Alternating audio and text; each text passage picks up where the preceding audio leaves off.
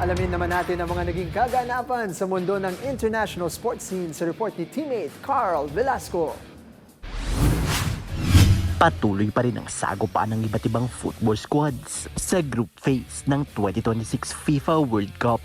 Hindi umubra ang Scandinavian powerhouse na Norway kontra sa world number 1 na France sa kanilang pagtatagpo sa nasabing round, 4-1. Nitong nakaraang linggo, isang masterpiece ang iniwan ni reigning Ballon d'Or winner Ousmane Dembele matapos ang isang first half hat-trick kung saan una itong kumamada sa 7th minute mark matapos itong pasayawin ng Norwegian defenders.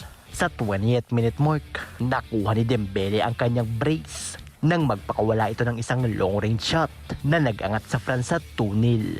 At pagdating ng 32nd minute mark, tuluyan ng napasa kamay ng French star ang hat-trick. Bago matapos ang laban, nagbaon pa ng dagger si Desiree Doué para tuluyan ng mapasa kamay ng France ang malinis na kartada sa round 1. Hawak ang 3 wins and 0 losses kung saan nakatakda nitong makasagupa ang Sweden ngayong darating na Miyerkules para sa knockout round. Sa Group L naman, patuloy yung magandang first round ng England matapos itong talunin ng Panama sa score na 2-0.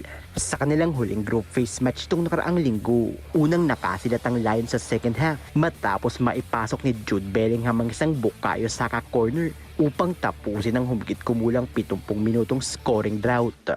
Makalipas ang 5 minuto, gumawa ng kasaysayan si English star Harry Kane matapos itong maipasok ang eventual go-ahead goal ng laban at kanyang ika-11 goal sa 14 na World Cup appearances.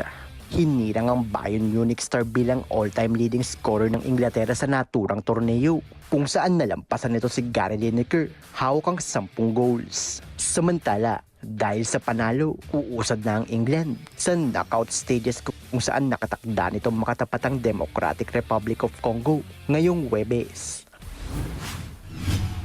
Sa boxing naman, malinis pa rin ang kartada ni American boxer Jaron Boots Ennis matapos itong talunin si Puerto Rican fighter Sander Zayas sa kanilang pagtatapat para sa Junior Middleweight Championship nitong nakaraang linggo. Isang instant classic ang nasaksihan ng mga boxing fans sa Barclays Stadium matapos ang 7-round showdown ng dalawa kung saan sa opening round pa lang pinadapa na agad ni Boots si Zayas matapos ang isang straight left hand nito, dahilan para makuha nito ang score sa round 1. Sa round 5, isang right uppercut mula kay Ennis ang muling nagpabagsak sa 23-year-old at pagdating ng 7th round, tuluyan ang tinapos ng tubong Philly ang laban matapos ang sunod-sunod na power shots nito para sa technical knockout win.